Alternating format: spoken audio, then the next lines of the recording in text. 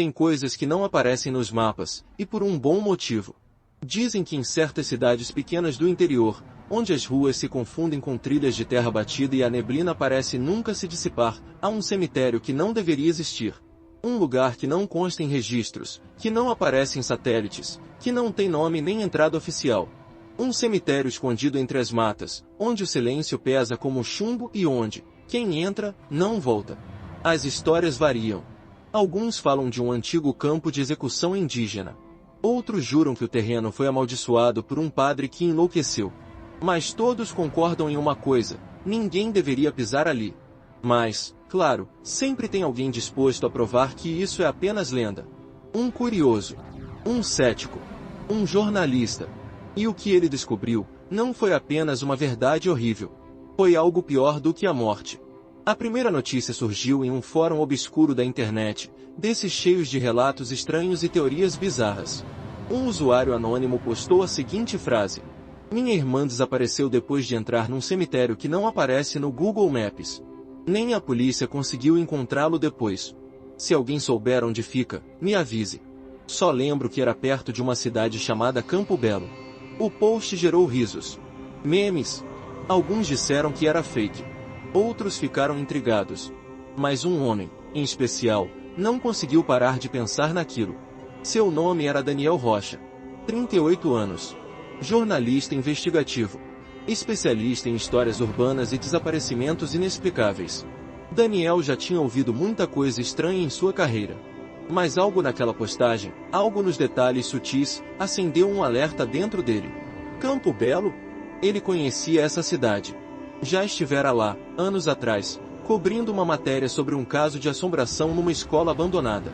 Era uma cidade pequena, encravada entre colinas, cortada por uma linha de trem antiga e quase esquecida. Parecia um lugar onde algo assim poderia mesmo existir. Mas por que ninguém nunca havia mencionado esse cemitério? Por que, mesmo usando drones, imagens de satélite, geolocalização, nada aparecia? Daniel começou a investigar. E foi aí que tudo começou a dar errado. Seu notebook travava sempre que abria arquivos relacionados à cidade. Os áudios gravados em entrevistas saíam corrompidos, com chiados estranhos e vozes que ninguém lembrava de ter falado. As fotos que ele tirava à noite voltavam com figuras borradas ao fundo, sempre no mesmo ponto. Atrás dele. Observando. E então ele encontrou o primeiro desaparecido. Ou melhor, encontrou o carro do desaparecido. Abandonado. No meio do mato. Sem sinais de luta. Sem digitais. Um motor ainda morno. E mais estranho, o GPS do carro mostrava um caminho que simplesmente não existia no mapa. Era uma trilha. Uma curva estranha à beira de um lago seco. E no final, um campo. Ou talvez, um cemitério. Era noite quando Daniel resolveu ir sozinho. Levou câmeras, lanternas, gravadores. Postou em seu blog que faria uma live para provar a verdade. A transmissão durou exatamente 8 minutos e 34 segundos. No final, a tela ficou preta. Mas o áudio continuou. Alguém sussurrava: "Você achou o lugar, mas quem te achará agora?" Ninguém nunca mais viu Daniel Rocha. Mas 2 meses depois, seu celular foi encontrado, enterrado em uma sepultura rasa, com seu próprio nome gravado numa cruz sem data. Se você acha que cemitérios são apenas lugares de descanso eterno, prepare-se para descobrir que alguns foram feitos para prender aquilo que jamais deveria sair. E que às vezes, a curiosidade é o atalho mais rápido para o desaparecimento eterno. Campo Belo era o tipo de cidade que você só conheceria por acidente, ou por maldição. Encravada no interior de Minas Gerais, cercada por montanhas cobertas de pinheiros e uma neblina que parecia nunca levantar, era uma cidade parada no tempo. As casas, de alvenaria gasta e madeira escurecida pelo tempo, pareciam sobreviver por puro hábito. As ruas de paralelepípedo se estendiam em curvas estreitas, onde postes de luz lançavam um brilho âmbar fraco, que mais escondia do que revelava. De dia, Campo Belo era pacata, quase morta. Mas à noite, o silêncio tomava forma. Um silêncio grosso, pesado, que se arrastava pelas janelas fechadas e pelas portas trancadas. As pessoas evitavam sair. E não era só pelo frio das madrugadas. Era pelo medo. O medo de um lugar que não era mencionado em voz alta. O medo do cemitério. Era chamado assim, simplesmente, o cemitério. Sem nome. Sem localização. Mas todos na cidade sabiam que ele existia. Sabiam, e preferiam esquecer. A maioria dizia que era superstição antiga, que era coisa dos velhos. Mas ninguém, absolutamente ninguém, se arriscava a procurar. Porque quem procurava, não voltava. Foi justamente esse tipo de história que atraiu Daniel Rocha até lá. Daniel era um jornalista conhecido por ir aonde ninguém queria ir. Seu blog, Sombras da Verdade, era seguido por milhares de pessoas que adoravam casos não resolvidos, lendas urbanas e o tipo de reportagem que não aparece no noticiário tradicional. Mas o que o diferenciava dos outros era a forma como mergulhava nos casos. Ele não só escrevia, ele vivia cada história. Solteiro, sem filhos, e com um passado marcado por uma tragédia que nunca compartilhava com ninguém, Daniel se jogava em suas investigações como quem tenta fugir de algo que mora dentro de si. E quando leu aquele post anônimo sobre o cemitério de Campo Belo, algo dentro dele reagiu. Talvez fosse o desafio. Talvez fosse a intuição. Ou talvez fosse o mesmo impulso que leva mariposas à chama. A cidade o recebeu com desconfiança. Os olhares eram pesados, carregados de uma tensão reprimida. Os moradores pareciam sempre estar à espera de alguma coisa, algo que nunca era dito diretamente. Ninguém falava do cemitério. E quem tentava, se arrependia no mesmo instante. Alguns apenas cruzavam os dedos. Outros faziam o sinal da cruz. Mas Daniel era persistente. Começou a visitar os arredores. Entrevistou um velho coveiro aposentado que tremia ao falar das covas rasas nas matas. Um pescador que, certa noite, viu luzes entre as árvores e ouviu gente chamando por ajuda, embora ninguém estivesse desaparecido naquele dia. E então havia Dona Maria Cecília, uma senhora reclusa de 87 anos, que vivia numa casa tomada por eras e crucifixos. Foi ela quem lhe contou uma coisa que o deixou gelado.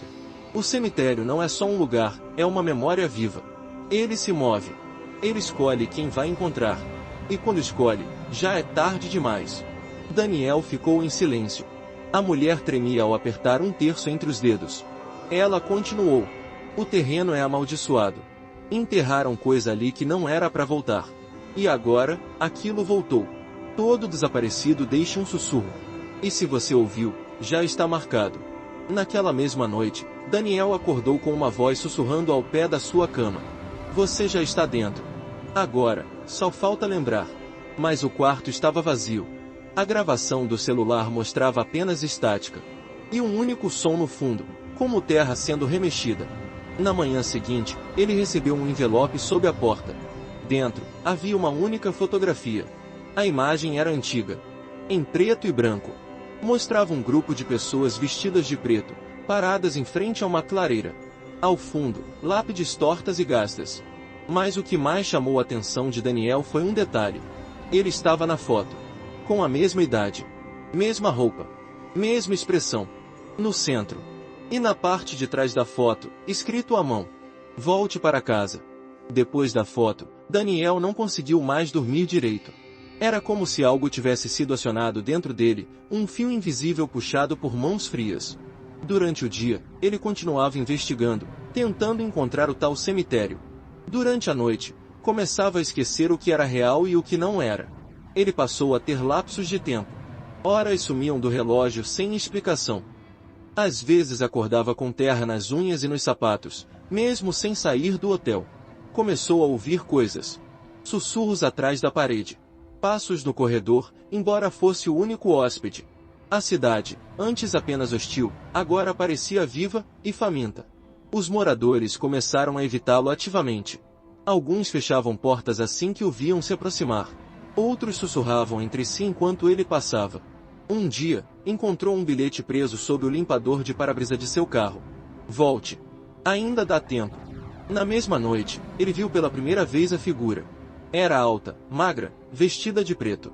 O rosto coberto por um véu escuro. Estava parada do outro lado da rua, imóvel, encarando-o. Quando ele piscou, ela havia sumido. E, no chão onde ela estivera, havia uma cruz feita de galhos secos. Ele tentou pegá-la, mas ao tocar, sangue escorreu entre seus dedos. Seus olhos arderam. Um som de vento, ou talvez um grito abafado, ecoou ao seu redor. Ele voltou correndo para o hotel, mas encontrou a porta do quarto entreaberta. Seus pertences estavam revirados. No centro da cama, havia outra foto. Dessa vez, a imagem mostrava uma cova aberta. E ao lado da cova, uma figura idêntica a ele, segurando uma pá.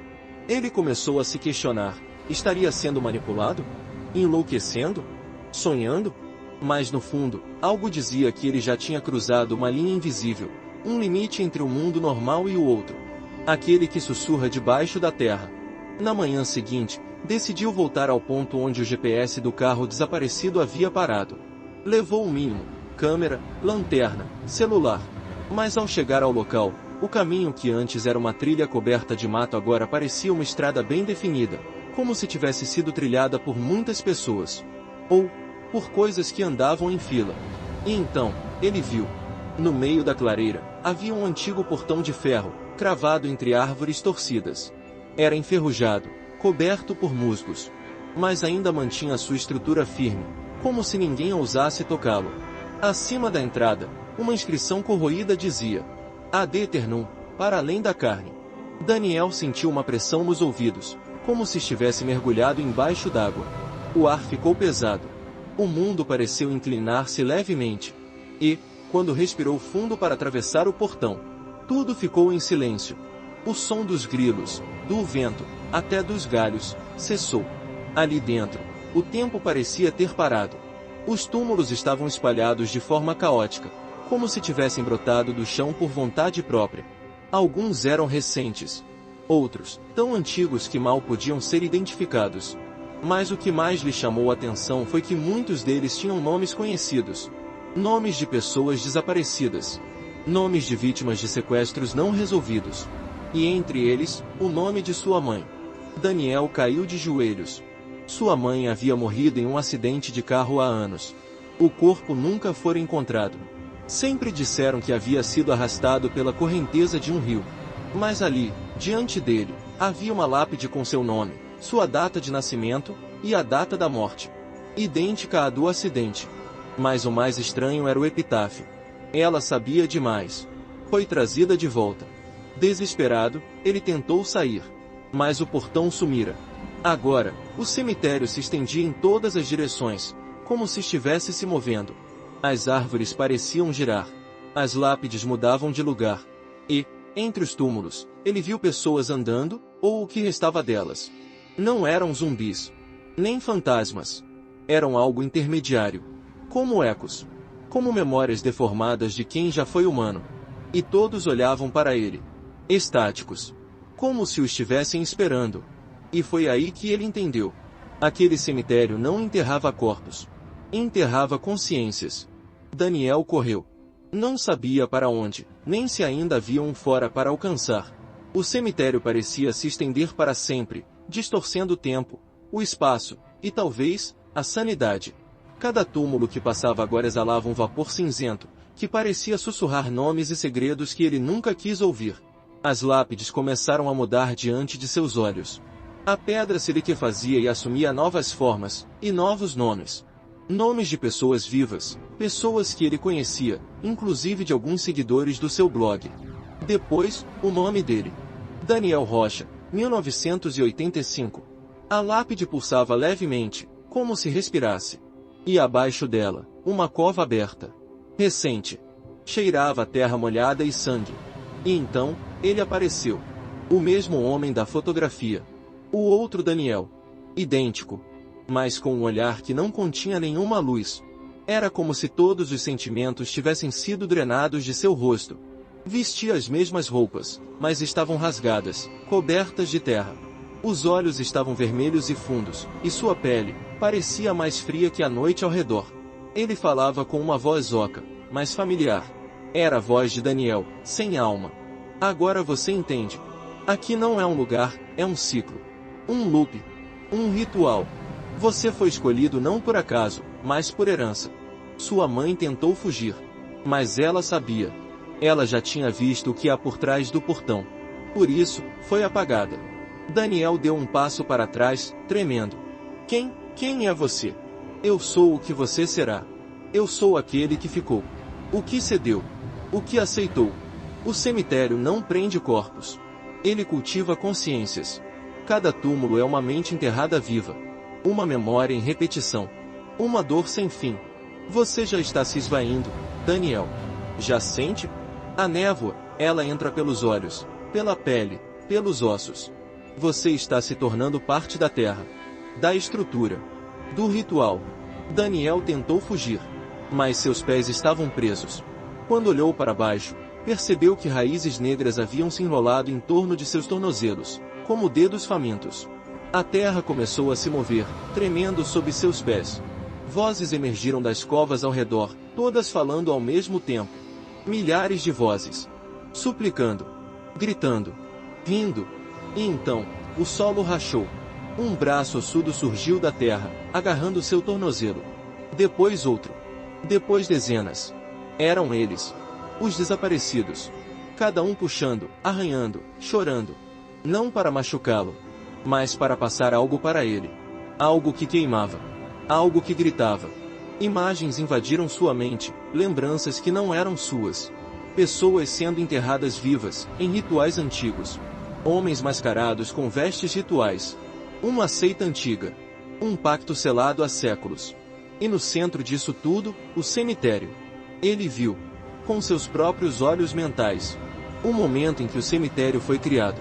Um terreno amaldiçoado por um antigo líder indígena, torturado pelos colonizadores. Seus últimos sussurros foram uma maldição, que todo aquele que ousasse dominar aquela terra, ficaria nela para sempre. E por gerações, famílias inteiras foram arrastadas para lá, presas em ciclos, repetindo suas mortes, seus gritos, seus medos, até que surgisse alguém capaz de reabrir o ciclo, ou fechá-lo para sempre. Daniel era esse elo. Seu sangue estava conectado à maldição. Sua família fazia parte da linhagem de guardiões esquecidos. Mas agora, ele estava sozinho. O outro Daniel sorriu. Aceite. Ou lute. O resultado será o mesmo. Com um grito de desespero, Daniel arrancou as raízes dos pés e correu. Correu como nunca. A paisagem distorcia ao seu redor. O céu escurecia mais a cada segundo. As árvores se inclinavam para bloqueá-lo. Mas no horizonte, ele viu algo. Uma criança. Ela estava de costas. Vestia branco. E sussurrava algo que ecoava na mente dele. Você precisa lembrar onde tudo começou. Daniel a seguiu. Mas quando chegou perto, ela virou o rosto. E era ele mesmo, com 5 anos de idade. O chão desapareceu sob seus pés. E ele caiu.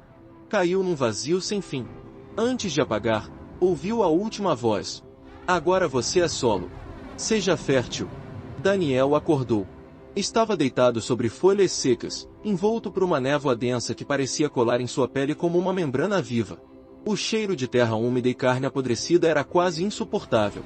A dor em seu corpo era aguda, mas mais intensa ainda era a confusão.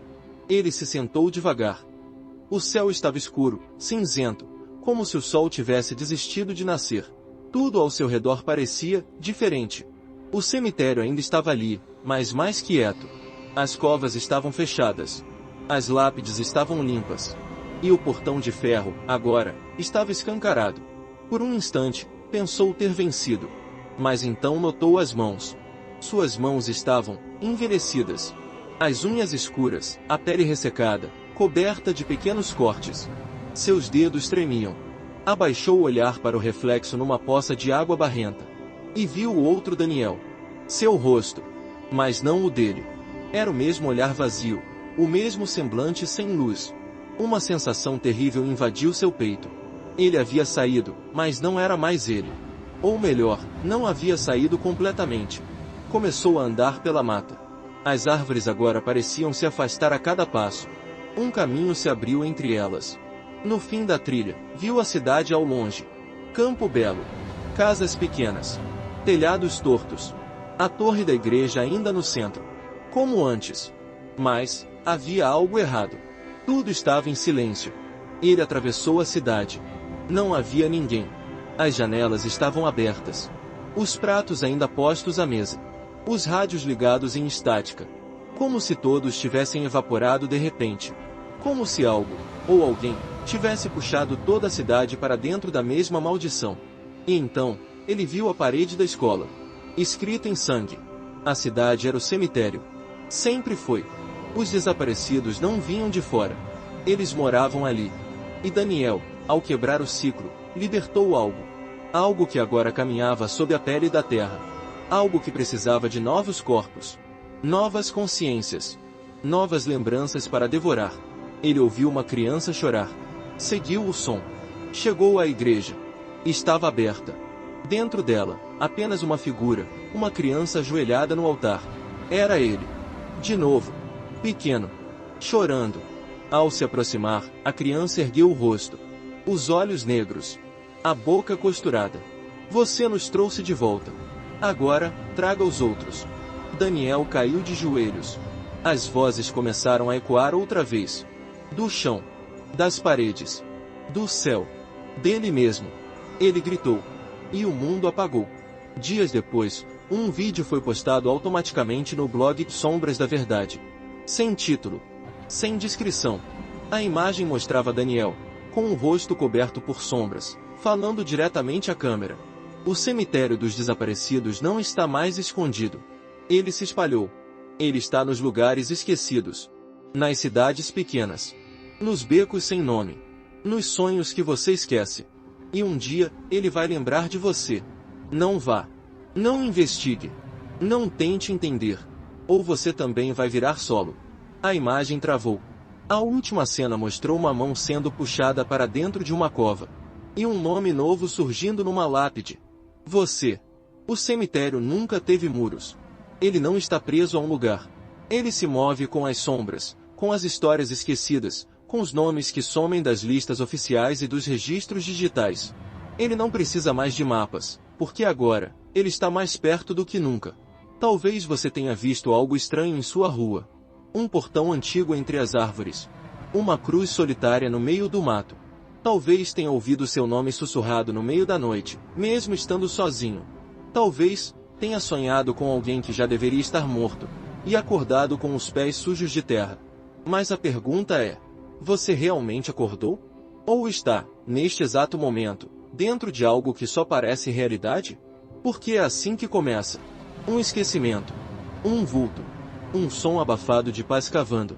E quando você perceber, o cemitério já escreveu seu nome. Daniel Rocha se foi. Ou talvez tenha se tornado parte do que tentou expor. O blog dele continua no ar, atualizado por uma força que ninguém entende. Vídeos surgem sozinhos. Comentários somem. Seguidores desaparecem, literalmente. E os poucos que tentam investigar, não conseguem mais sair. O cemitério dos desaparecidos agora é um eco digital. Uma entidade viva na internet. Alimentando-se de curiosos. De corajosos. De tolos. E o próximo pode ser você. Então, se notar algo estranho após assistir a essa história. Se ouvir batidas atrás da parede. Se encontrar seu nome em uma cruz riscada num caderno velho. Corra. Ou aceite. Por que fugir, talvez, só adie o inevitável. Se gostou dessa história, confira outras aqui do canal e comente o que achou. Se inscreva no canal. Ative o sininho. E lembre-se, nem tudo que está enterrado permanece morto.